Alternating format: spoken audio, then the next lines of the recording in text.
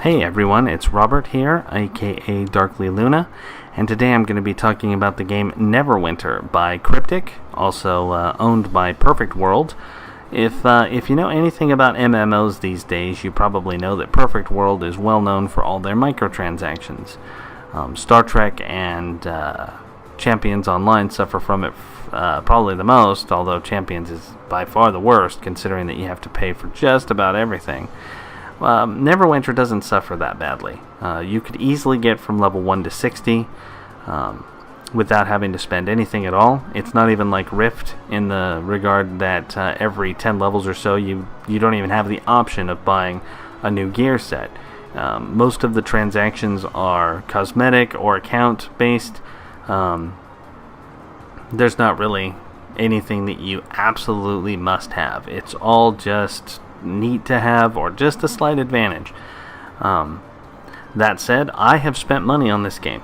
As you can see there, that's my character I'm going to be running through the adventure today. She's a moon elf, so she cost me, and in that packet I also got the little fairy there that's floating right next to her.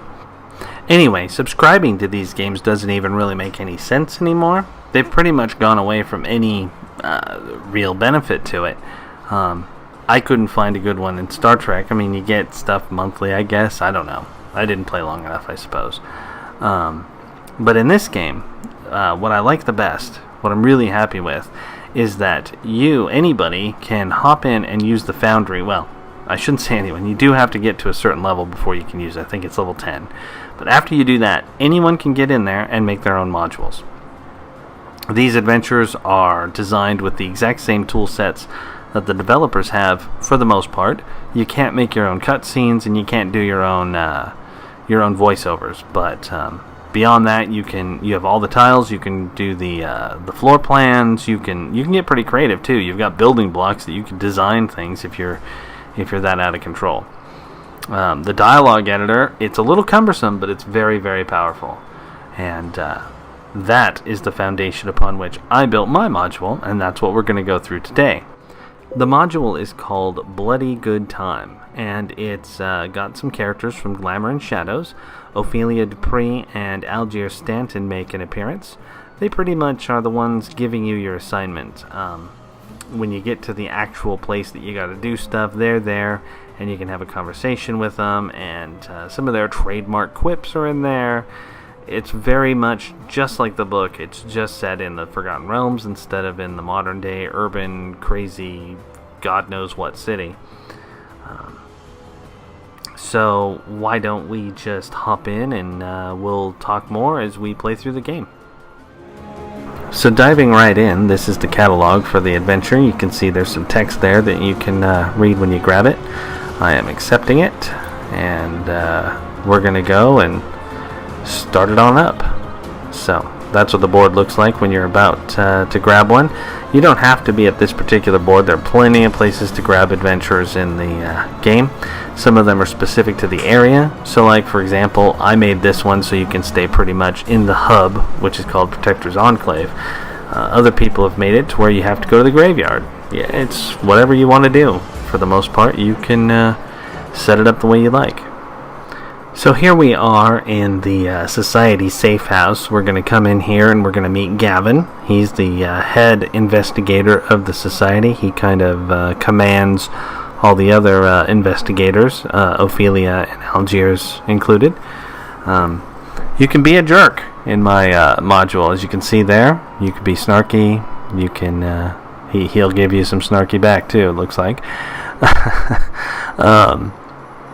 And the dialogue is worth reading in this game, especially considering that I took a lot of time to make it kind of interesting. Now, I am going to point out that I found a couple of inconsistencies through there, considering that I wrote probably enough to make an entire hour-long TV show script worth of dialogue. I'm not entirely surprised, but nobody sent me a message yet. Now you'll notice that orange text will pretty much move you on to the next part of the game. So when you click that, it pretty much says, okay, I'm done with this talk, I want to get into the action. If it's white, it moves you on. There's other colors you can play with too, depending on what you're up to and what you want to convey. I'll show you some of that as we go along here. But at this point in the story, he's pretty much just telling you you're going to go and help clean up Bloody Good Time. I tried to make it convenient. You don't have to leave and go back to Protector's Enclave. When you leave, it pretty much assumes you've made your way to the warehouse. And here we are in that place. There's a poor dead half-orc over there, and here's Algie. As you can see at the top, you can use that italics to sort of give you a set the scene kind of thing. And then you can pick the sarcastic path. You can pick the apprehensive path. Depending on what you want to do, you can be rude to them. You can work with them. Anything you want. I tried to think how I would like to play the game, and I tried to come up with some other alternatives there just in case. As you can see here, we got 3 options. You don't have to. I could have put 1. I could have put 10. It's not quite like the old Neverwinter Nights developer. If you guys remember that thing was badass. You could actually set it to where specific classes would have things appear. Now this game is in the same vein as that. You can still have it to be the same, class-specific dialogue options, but it's not the same. It's not the same level of detail. I'll get into that in a moment after Ophelia's talk here. You can see that there is an option at the bottom that if you are a mage, you can figure out what she is. The nonsense path is specific to Ophelia. It's pretty much it's a trademark thing. I mean, if that wasn't in here, it pretty much wouldn't have anything to do with Glamour and Shadows. You can see that I allowed you to try and be pretty rude to Ophelia if you feel like it. I'm going into more depth with the dialogue with Ophelia than Algiers, because Algiers is a little more straightforward. He's the straight man of the pair. She's a little more crazy. As you can see, when you call her half pint, she's not very polite back. But she does tell you that you are at a place called Bloody Good Time. It's a vice bar and not just some warehouse. Now, the thing is that if you're like, oh crap, I'd really rather see a different dialogue, you can hit done and start it all over. And this time we're going to go on the nonsense path. I'll give you a moment to watch here.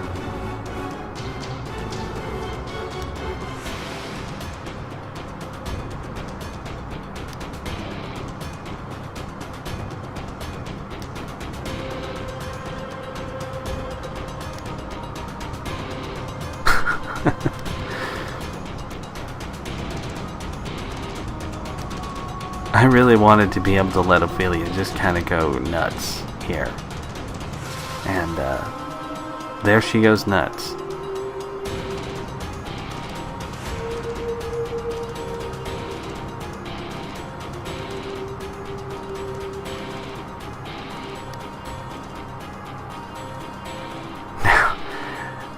Honestly, if this is your thing, if you like dialogue, if you like Fallout, I mean, obviously I'm not able to generate the same level of depth that, say, a Fallout game would, but Neverwinter really does let you get close.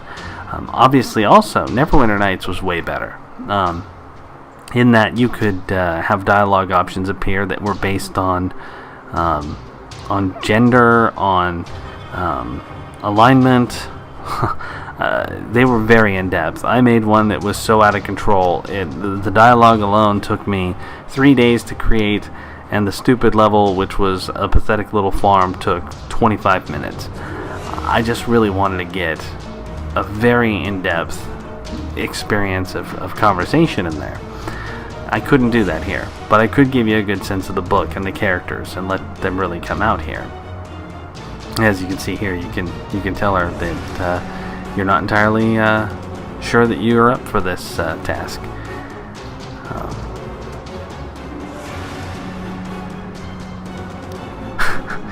I love Eek. Yeah, so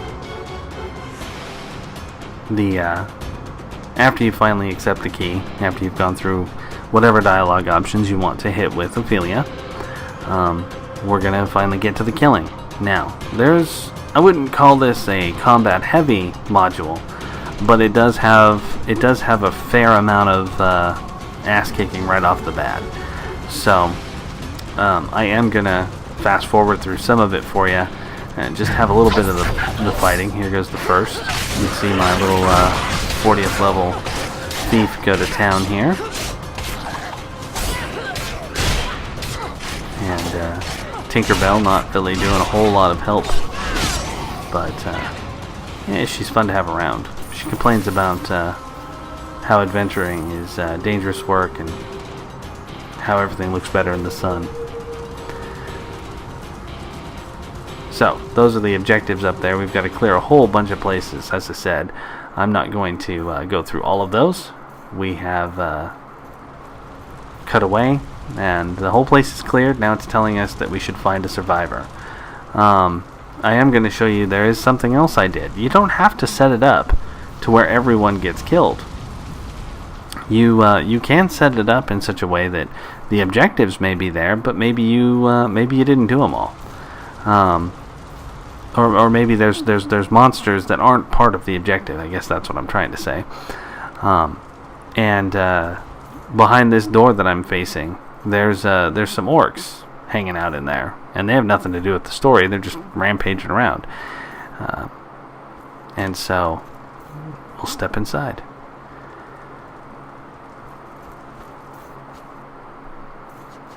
And here they are, just kind of kicking it, probably burning shit. So they're not all that tough. They weren't meant to be. They're just sort of this little neat thing to find if you decided to explore.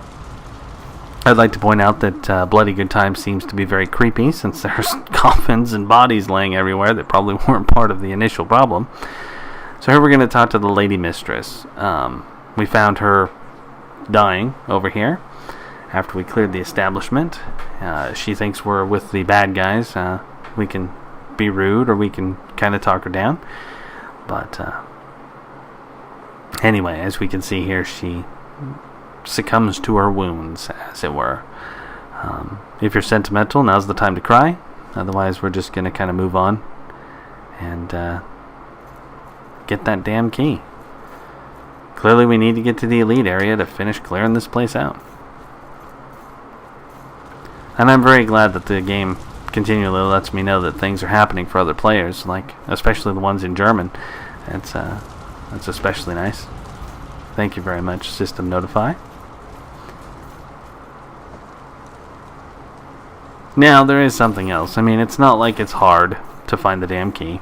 You know, there is the big sparkly trail that leads you there. I don't know what to say about that. I mean, that happens in even the published adventures, so it's not, I don't know, it doesn't offend me, but it does kind of cut down on the whole find it. I mean, obviously you're not really looking for it. So we've walked into the elite area now, and for whatever reason there are spiders.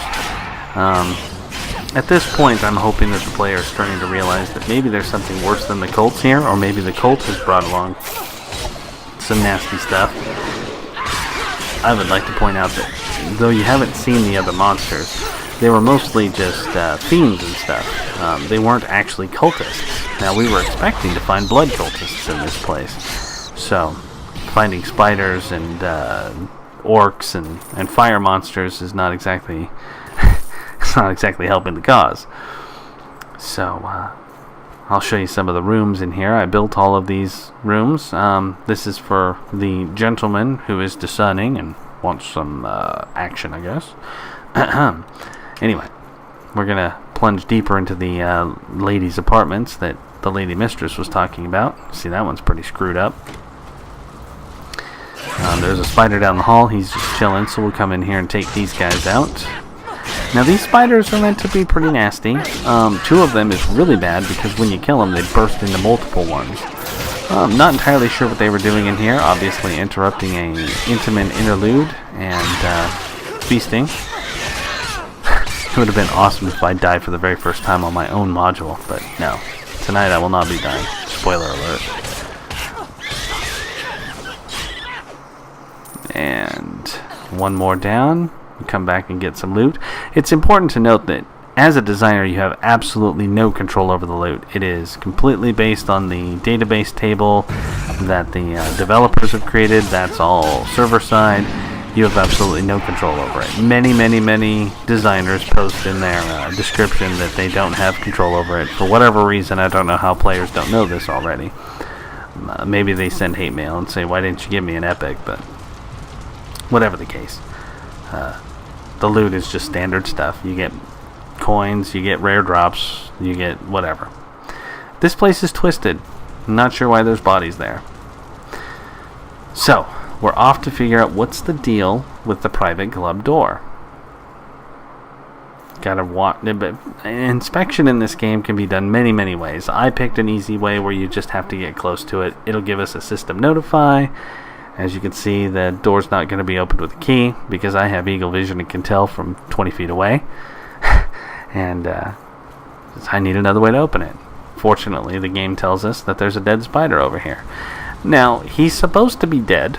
I set him to dead status, but he's still moving around. I'm going to assume he's just twitchy. And I hope you will too. As he says, he's oozing goo. We basically just collected some goo. I don't think that it told you that well enough, but thanks to the sparkly floor and the thing on the right which says open the private club door, that should probably be enough. It's a little metagaming, but what can you do? I mean, also remembering this was my first try.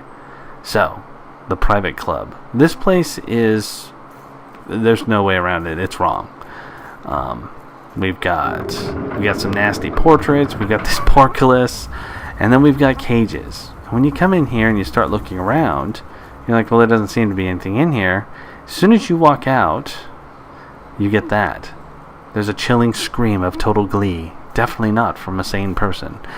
Now, that should have happened right when you walked in the door, but for whatever reason the trigger didn't go off, so the whole to the right thing was a little bit off. But in any event, here is the patron. This is one of my nasty NPCs. He's absolutely disgusting. As you can see, you don't have to be too polite. I like the option, what the fresh hell are you on about? I also like, I don't have time for this tubby. But however you want to approach this, you can take it any way you want. As you see here, of what? Crazy, pathetic, ridiculous? Okay, I know, fight. Here we go. Now, the chattable one disappears and the violent one appears. Now, you basically can make your bosses any way you want to look, but what you do is you end up basing them on a mob. So in this case, I just based him on a white, and sadly for him, he got his ass whooped a little quick. He can be rough for wizards, I hear, depending on who's playing that wizard, because I tried the wizard and I got my ass whooped too, but my friend says they're all the rage. So this poor abused prisoner has some things to say. She's basically going to be our catalyst to the next part of the adventure, leading us down into the catacombs. The nice thing is that at least we got to free somebody. Somebody lived in this place. I mean, she's been branded and tortured, but gotta break a few eggs. One thing about these characters, and I don't know why it does it, but they freaking glow. I mean, everyone here looks like they are basically surrounded by the divine light. It's kind of weird. I do like that we can tell that the patron is patronizing the pits of hell. At least he didn't glow. Well, anyone could have sent her father, her husband, her seamstress.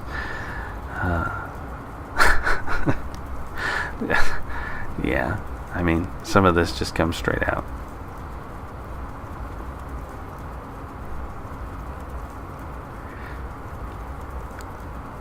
No, well, they absolutely must be related. See, you can kind of be snarky, and in some cases, I don't really let you not be snarky. You just gotta pick which level of snarky you want. That might not work for your character, but I think that at this point, I'm assuming your lawful good paladin is gonna get a little annoyed. So we're back to talk to Ophelia, and she seems to think that you've succeeded.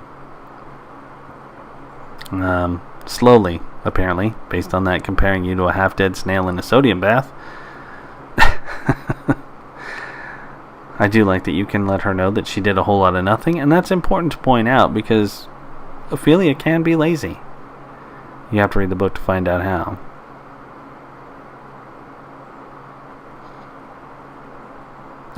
I do like that the boredom monster was nipping at my heels like a poodle with a tapeworm.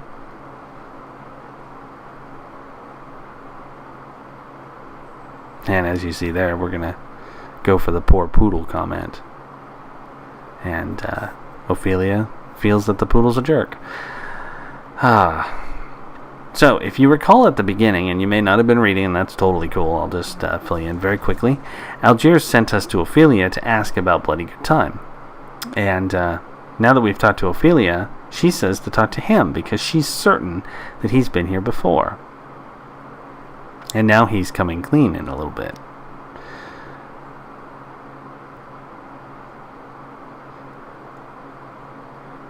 You know, he's got a secret past, and he's not interested in sharing it all at once here. But you know, there's a couple of ways you're going to get to find out about it. One is to wait for my next module. Here's the entrance to the cave, by the way. I zapped us right to it, so we didn't have to walk through the whole dungeon again. So one is to play the next module when I create it, and I'm going to be working on it soon. But the other way is to grab Glamour Shadows and give it a read. It's only 99 cents on Kindle, so not a hard sell there, I hope. So we're in the catacombs here. This is a respawn point. Also lets you heal up. I didn't put one upstairs because I didn't think the fighting was that rough. But I thought I'd have one downstairs just in case you like to conserve mana potion or health potions. Sorry. So now you've got to clear some of this place out. You'll see that the place is basically like I don't know. At some point, it looks like it was some kind of a temple, and now the caves have pretty much taken it over. Parts of it have either collapsed or been destroyed through time. I'm just making shit up here. Basically, it's a bunch of badass rooms linked together to make an interesting little dungeon crawl here really fast. It's not a long dungeon crawl. I didn't want to keep you too much longer as a player. I'm finding that the modules I enjoyed the most take between 25 and 35 minutes. I mean, there are some out there, let me tell you, that take 2-3 hours to go through. And then they're multi-part, so you could play one module for 8 hours straight. I'm sure those are awesome. I've been intending to dive into one and really just see what it was like, but I just haven't found a day to dedicate to it. And honestly, this is one game that I have sort of backed away from, and not because it's not fun, not because I don't love my character, but I'm vain. I like my characters to change the way they look. I like to have a lot of customization.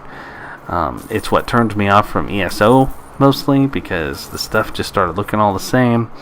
It's what kept me away from some of these games like Vindictus. I need some change, and my character has not changed since 15th level. And it's not because I didn't get better gear. I'm wearing blue stuff right now, and it doesn't look any different than if I had green stuff, and that was very disappointing. I was told that if I get to 60th level, there's some stuff that will look different, but I don't know. Anyway, this is our first cultist we finally encountered, and as you can see, there's 4 options. At the bottom, if you're a priest, you can actually basically take his confession. Now, at the very end of this video, I've gone into the foundry, made a cleric, and gone through that dialogue because it's an Easter egg worth seeing. As you can see, the wounded cultist is a little melodramatic. You can throw it right back in his face. I like, oh, you're a funny jerk, aren't you? And we also get to learn that this guy's name is Charlie. When you visit the main villain, you can talk to him about Charlie a little tiny bit. So, now that we've done that, it's time to move up to the other chamber. We needed a key to get through there. I'm going to zap us again here in just a moment so that we can kind of expedite our little journey. Here we are in one of the chambers. I've already cleared one hot side, but I wanted you to see. I mean, this place looks cool. It's a little bigger than it needs to be, but I love the details that they let you put in. I love, these weird crypt-looking things. And here's some more zombies for us to kill. So we're going to tear them up. And, I mean, these guys, they actually pack a bit of a punch, even though they're not that tough to kill. So now that we've done that, take a look at this big-ass door. I love how it opens, too. Watch this. This is definitely the I'm the hero, and I'm ready to whoop someone's ass. I accept the argument that this hallway is too long. Let me tell you why I did that. It's not because I'm an asshat and just wanted to make people have to run. It's because I was having one hell of a time linking that last room to the final room in the dungeon. I could not do it. The only way I could find... I mean, I put down a dozen tiles in an attempt to make that goddamn thing link up.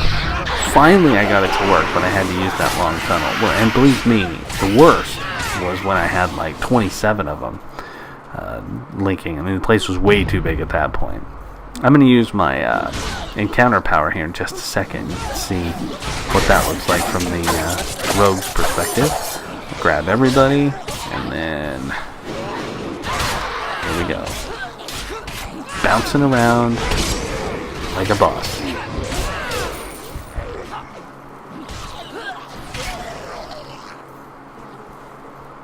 And they're done. You see Tinkerbell's over here trying to take him down, failing for the most part. And there he is, Malintal himself. I did make this maniac look the way he does. He's a great guy. I love this character because, he starts out sounding like every other damn villain. And I mean, you can just dive right in. Flay away, maniac, let's dance. You can fight. Or, pardon me, you can talk to him a little bit more. And when we can use Charlie, or we can ask him, why are you doing this? And that's where he starts to get a little philosophical. To summon the Bloodlord, to destroy the world, to kill and maim. And it looks good when you're gathered with other zealots. They like this kind of thing. Key is to not overthink it. I love it. That's very philosophical. So, I mean, here we can try and relate with the villain for a moment. This is fantastic. It's a total matter of opinion. I mean, nothing happens for only one reason. Everything from killing a person to picking your wine comes from different places. As you can see, if you want to dive in, you can. You can read his dialogue. You can find out some insights about this guy, where he's coming from, why he's doing the things he's doing. You can even find out why you're doing some things. I mean, you can take the concept of a hero and a villain are only separated by ideals. It's probably way too freaking deep for a little MMO that's free to play on Steam, but who cares? I mean, I was able to do it. You could do this too, or you can just hop in and enjoy it. Either way, it's there for you to see. I mean, I love this. I'm not just an adventurer, And there he is. I totally get it. There's a reason people go out of their way to get out in the world and make their mark. But even though you guys have something in common, even though you guys can have such a fantastic conversation, you ultimately, as he says earlier in this, there are unstoppable forces, and they've met. Now, this guy's no slouch. He definitely is a boss battle. As you can see, I mean, I just did 4,000 points of damage and didn't put too much of a dent into his hit points. He's got a little AoE. It's a little bit like the secret world there, where you can watch the telegraphing. It's important to watch. You can dodge around, as I just did there, right into the nasty blood fountain. I'm never getting that out. And you just kind of spank him here a little bit. And now we've left the Blood Chamber, and now all that's left is to collect our reward. I'm going to kind of miss that guy. We're going to come through and check out this room, and who do we find but Ophelia? And she and Algiers found an easier way down, because they're jerks. And they're the heroes of their own book. I guess that earns them the right to do it. Plus, I didn't want you to have to walk all the way back to the very beginning. That would have sucked. I like that she thinks there's Monkey Moon minions. Monkeys are a big theme for me. It pretty much started with another Dungeons & Dragons thing. The sequel to that terrible Dungeons & Dragons movie, way back in the day with Jeremy Irons. It has this crazy wizard with a staff, and it's got a monkey head on it. And at one point, he clacks it on the ground, and the mouth opens, and water spews everywhere to put out a fire. It's pretty funny. Or maybe I just found it amusing because the rest of the movie was so ridiculous. But either way, it stuck with me. So Ophelia likes monkeys now. Here we're trying to figure out more about Stanton, but he's really not in the mood to talk. So we're going to have to find out more about him later. Again, you got two choices. You can wait for the next module coming soon, or you can dive in and check it out from the books. They're available right now. You can threaten him. Don't think I won't. I'll be back. Well, good for you. And there's our chest. Now remember, random loot. In this case, I get an unidentified item. Fantastic. And woohoo, I leveled too. Way to go, leveling on my own module. I almost feel bad. So, you click on that door, and we're going to go back to Protector's Enclave. Mission complete. So, this is Neverwinter. That was my module, Bloody Good Time. I didn't dive too much into the dialogue options so that you have the opportunity to experience them yourself for the most part. They're definitely worth it. I think you'll have a great time. I think you'll laugh. I hope that it compels you to give this game a shot. It's definitely worth it. It's one of the better MMOs out there, especially for free. And, it's just, I don't know. I think that they did some good work here, and it's a little actiony. It's semi-casual, much like the Marvel Heroes game that I talked about before. You can put as much into this as you want. 20 minutes to run through a couple or a mission or do it daily, or you can dump in 5-6 hours and play a really in-depth module, or you can do the published material. There's mounts, there's crafting, there's these weird things where you send out NPCs that you sort of control, and they do missions for you and get you astral diamonds and crafting materials. It's interesting. As you can see, there are a lot of different modules there. I'm showing you that the featured ones. And, if you do play this game, I highly encourage you to go to the review and try some of these games. I know that it's a bit of a risk because you don't want to be the first one to find out that it's broken. And it does suck to waste your time, but that's the only way you can move those modules from for review to new. I had a hell of a time getting the 4 or 5 I needed, even with friends. But once I did, it moved out pretty fast, and people played it. And, give folks a chance. Anyway, I am now going to show you the Easter egg conversation from the Wounded Cultist. Here's the I could give you peace dialogue option. This guy goes absolutely nuts when you do this. He thinks it's a great idea. I mean, he is dying. And as you can see here, that would be swell. I mean, here I am, a psychotic cultist bent on destroying the world. I've murdered, gutted, and flayed countless innocents. I've even eaten a couple people here and there. Not recommended unless you like ham. I just love it. I mean, this is, and only as a cleric. I mean, I would argue that I made a mistake in that. I should have found another way for people to be able to dive into these, but I wanted to reward people for trying a different character, or checking it out from a different perspective, or even chatting about it with a friend, saying, hey, I did this module and I didn't have access to that dialogue, did you? And then discussing this insanity. I mean, you can see he really goes into detail about his early life and the horrible things he did.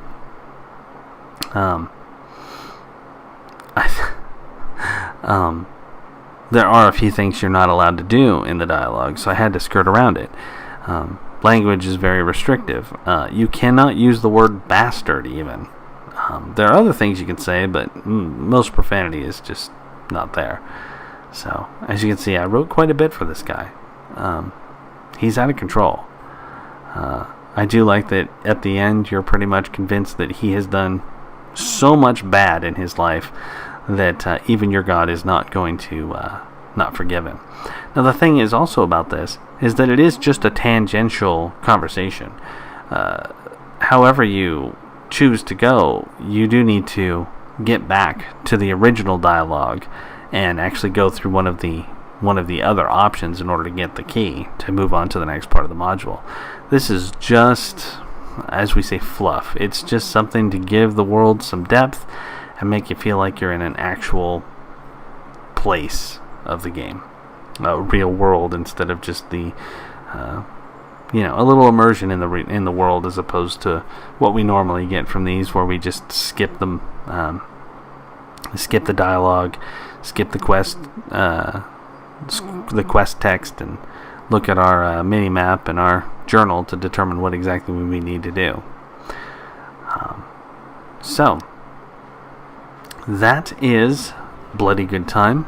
I hope you enjoyed hopping through it with me here, and I really enjoyed making the module. I loved going through it this way with the video and doing a little commentary over it.